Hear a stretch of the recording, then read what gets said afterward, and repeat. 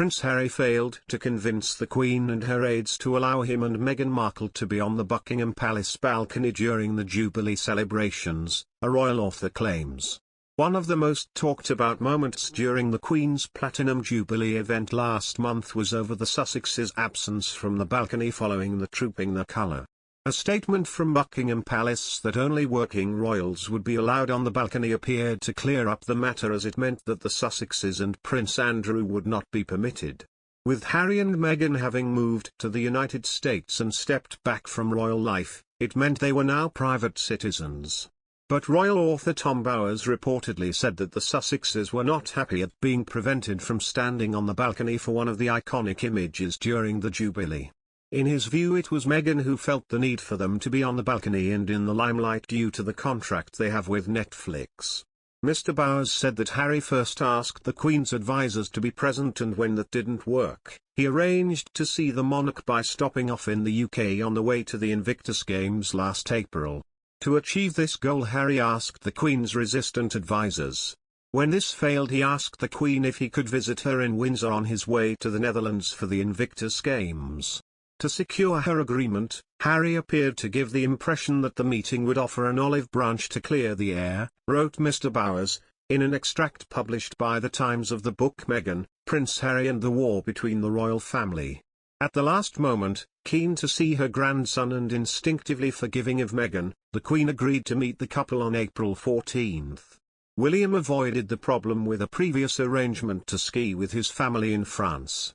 Harry and Meghan have regularly spoken to media in the United States, where they have criticized the royal way of life, especially in a bombshell interview with Oprah Winfrey.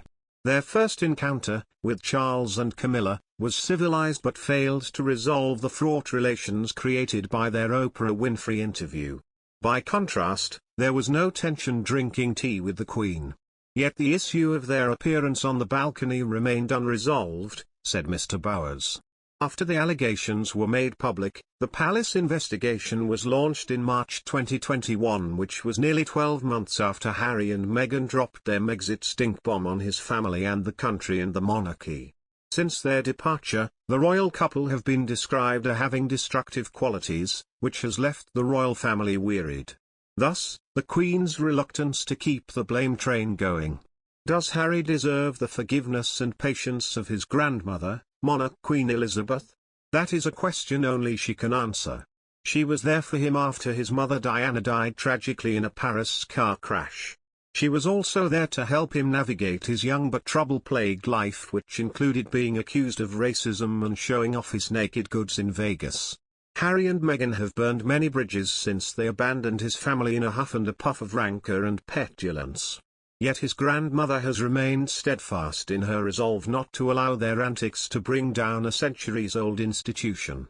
One thing about the Queen is she has to manage being a grandmother, but also how it affects the wider institution. And she has done so splendidly.